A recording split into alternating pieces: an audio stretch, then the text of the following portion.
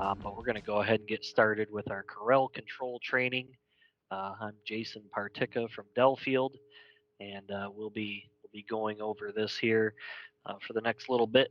So the CAREL control is something that we have used just for a short amount of time here. We started using it a while back on some rails that had a hot gas defrost for Speedway gas stations. Some of you may be familiar, others may not. Um, so we used those for a while on those. And then last year, we did a redesign of our 407P single door under counter freezer, and we started putting them in those units. And then earlier this year, back in June, we did a redesign of the 406P, so it's the 407's brother there. It's a cooler instead of a freezer, and then the 4048, which is just a two-door cooler. So we have those controls in those. So it doesn't sound like a lot, but all told, we typically sell around 25,000 of these units per year. So it's a big number of units. It's just a small under counter freezer, and then the coolers there as well. So there's a good chance you'll run across these at some point with these controls. So these are they're not necessarily new to Delfield, but they're definitely new to these particular models, and that's what we're going to discuss here today. So as far as the operation of the control itself, so anytime power is disconnected and then reconnected, the control will start in a defrost. The control will not read defrost on the display there, but the icons on the side is where you're going to want to focus on to see what mode that it's currently in. So, for instance, the 407 will actually start in defrost, but it's a hot gas defrost, so the compressor will run. So you'll see the compressor icon, you'll see the melting snowflake. The fan is off during this time, so you won't see the fan running. So something just to keep in mind as you, especially on the 407s, they're going to have a hot gas defrost. The 406 and the 4048s do not, so they will just have um, the defrost icon and the fan showing. So the fan runs during defrost on the coolers. You see the different buttons there on the right hand side, the up and down arrows, the on off button, and then also the defrost or melting snowflake button, and then there's a set button there as well. So just a few buttons on this particular control. The defrosts on these, they can be terminated and initiated by pressing the melting snowflake button. You can turn the unit on and off at the on off button there, and also obviously unplugging the unit as well. As far as the where the control is mounted, the picture here on the screen is of a 407 P unit. So it has a junction box in the back that the control sets in. The 4048 and the 406 will have a similar look to them. They'll have a red digital readout on them. You see on this one here the icon showing for the compressor and the fan. The unit had just come out of defrost, so the temperature reading was a bit higher on that. It's going to have its own um, thermistors. There's going to be one for that straps to the suction line, then one goes into the return air. That that probe or probes, I guess I should say, is a whole assembly. So if you have a failure of either the air sensor or the coil sensor, you're going to get a whole assembly, and we'll talk about the wiring here as we move into our next slide. So the control wiring on these, you'll notice we have the 407P on the left, and then the 406 and the 4048P wiring on the right hand side. So just kind of looking at some of the differences here. Obviously, the hot gas solenoid being the main one on this. And then another one is the evaporator fan. So on the 406P and the 4048P, the evaporator fan runs all the time. there's no terminal for it. It's energized 100% of the time. So as soon as you plug it in, the fan should be on and running there. It'll start out in a defrost, but the evaporator fan will be running um, during uh, cooling cycle, defrost, off cycle on the coolers. Um, for the for the freezer, the fan is only going to run when there's a call for cooling on that. So during defrost and during off cycles, there's no fan action. You see the probes there, so that's the little harness that plugs in to the back of the control, and then the probes are black and white on those. So the air sensor is black, and then the coil sensor is white on the. All right, moving on. Adjusting the set point temperature on these. So pretty simple on these. You press and hold the set button until the current set point appears on the screen. It'll start blinking. You'll press the up or down arrows. You'll adjust the temperature, and then you'll press the set button to save it. So it's a pretty easy thing here. Our set points are shown there. The 407 as negative 1.5 degrees. The 406 and the 4048 is 33 degrees. If you look at the chart on the right hand side, so if the unit is set at 33 degrees, well, for example, we got the cooler set at 34 degrees. So if it's set at 34 degrees, it's going to cycle on at 41 and then cycle off at 34. With the freezer, if it's set at negative 3.5, it's going to come on at positive 3.5. So we're always going to have that 7-degree differential on that. That's what it is for both the cooler and the freezer.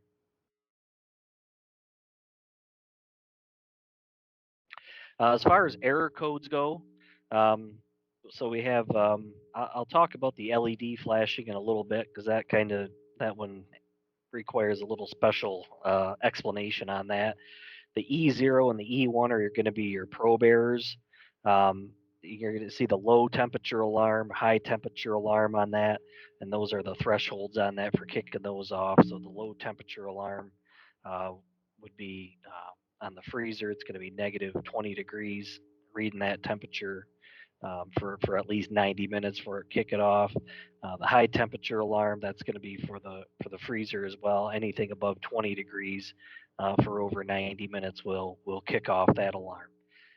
EF means that the unit's operating on a parameter error. So whether it's an issue um, with a certain parameter not being met on that, and this kind of ties into the LED flashing. So we'll talk about that in a little bit. And then ED just means that the defrost ended on timeout rather than temperature. So um, so normally it's going to terminate off of temperature rather than time. If it does go on time, it'll just give you that ED error. Doesn't necessarily mean there's an issue with the unit, but it could be something tied to the defrost, or if the coils froze up, it could be causing some issues there. So just something to keep in mind. As far as the LED flashing, I told you that would kind of require a little bit more of an explanation there.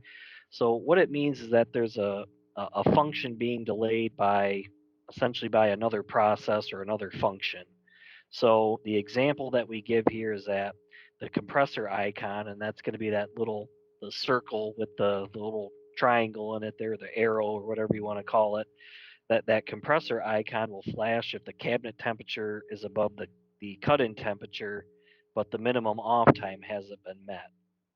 So let's say the unit just satisfied, um, and as soon as it's satisfied, the door is opened and a rush of hot air comes in there, runs that temperature up super quick, but that minimum compressor off time hasn't been met.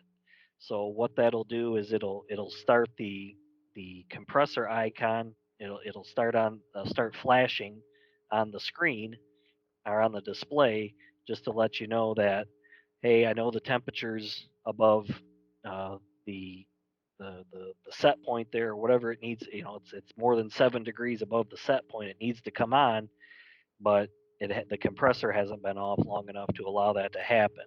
Once that time passes, the icon will stop flashing and then it'll get into a cooling mode. So I don't think you would run across something like that very often, but just something to be aware of on these. And also, in the event of a probe failure, you'll see there where it says the compressor will run for 5 minutes off and 3 minutes on. So um, or yeah, five on, three off. So that's what it's supposed to be there. Um, so it will do that if there's a probe error that's detected. So it's just there kind of as a um, as a safety, a backup failure mode on that to keep it running there. They may run into some issues with some freeze ups, but chances are they're going to be okay as far as the actual cooling goes on that. So as far as the information with the control in regards to the coolers on here, that's the 406P and the 4048. So it initiates defrost at startup, as we mentioned earlier. The defrost on these is going to go to a 41 degree coil temperature, has a minimum of 1 minute, a maximum of 75. The evaporator fans, as I mentioned, those are going to run all the time. There's no drip time with this when it comes out of defrost. As soon as that thing's ready to come out of defrost, compressor's on, and it's going to keep on running there. As far as when the control is calling for cooling, there's a minimum compressor run time of 2 minutes, so that thing's going to run for at least 2 minutes. Um, the condensing unit, evaporator fans, like I said, the fans are on all the time. Condensing unit kicks in, it goes down to temp, cycles off. The defrost on these is every 6 hours of actual time. So a lot of the Delfield controls that a lot of you may have been familiar with in the past, they would go into defrost based off of compressor runtime and coil temperature. These here are strictly off of actual time. So if you put the unit in defrost at that's about 4:15, you put it in defrost right now at 4:15, the thing's going to go back into defrost around 10:15 this evening. So just something that's a little bit different on these. I mean, obviously you can initiate a manual defrost.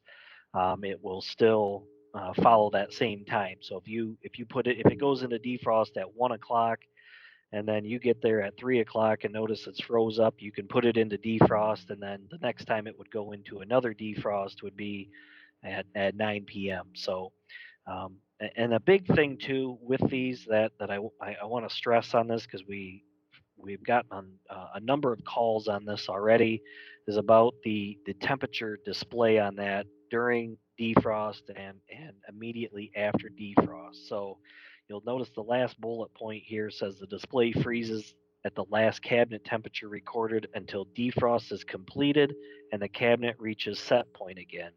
So when this right, so the moment before the unit goes into defrost, whatever temperature is reading on the display is what will read during defrost. And then after the defrost is done and the condensing unit kicks in and it starts cooling, it's still going to continue to read that temperature until it reaches the set point. So if we use a cooler as an example on this, and it goes into defrost and the temperature it shows is 38 degrees, it's going to show 38 on the display. We're going to look at our icons on the right hand, I'm sorry, on the left hand side to see that we got the melting snowflake showing and the fan is showing. So we know the unit's in a defrost cycle. Once that defrost cycle is over, it's going to start cooling. The display is going to continue to read 38 degrees until it gets down to, if it's set at 33, then once it hits 33 degrees, then it will switch over to reading box temperature. So we just want to make sure that we're aware of that. It's going to be the same thing with the freezers. So it's a different setup on that than what you may be used to on some of our other controls. So, for instance, our Danfoss, the ERC control, is going to show DEF on the display for the duration of the defrost cycle, and then for 30 minutes after that. So it's a bit of a difference from what you may be used to on those controls. As far as the freezer goes, so again, It initiates defrost at startup. The defrost on these for the temperature, it's 75 degrees. It has the 1 minute minimum defrost, 35 minutes on the max, and the evaporator fans will be off during that time. There is a bit of drip time on this, so you have 3 minutes of drip time after the defrost is over, and then when the control calls for cooling, the the condenser unit kicks in, the evaporator fans kick in. There is no fan delay on this, so as soon as the condenser kicks in, the evaporator kicks in for the freezers, and then it goes into its normal cooling cycle. The defrost duration on these is it'll go into defrost every 5 hours of actual time. So the cooler is 6 hours, the freezer is 5 hours. And again, as far as the display freezing at the last cabinet temp recorded, same thing with the freezer. So if it's temping at 5 degrees or whatever it is, it will continue showing 5 degrees um, until that defrost is completed and the unit has gone down to its set point. Then it'll switch over to reading whatever the set point temperature is. As far as probe locations go, so we have the air sensor located on the back wall. You see this is the freezer. So that's the hot gas solenoid right above it there. The black probe is strapped to the suction line um, coming into the unit there. As far as resistance readings go, we're looking for about 26 to 28K at 32 degrees. You can put that in some ice water, check the resistance on that. You should be somewhere in that range. 27.28K is dead on that, so we give a little bit of leniency on that.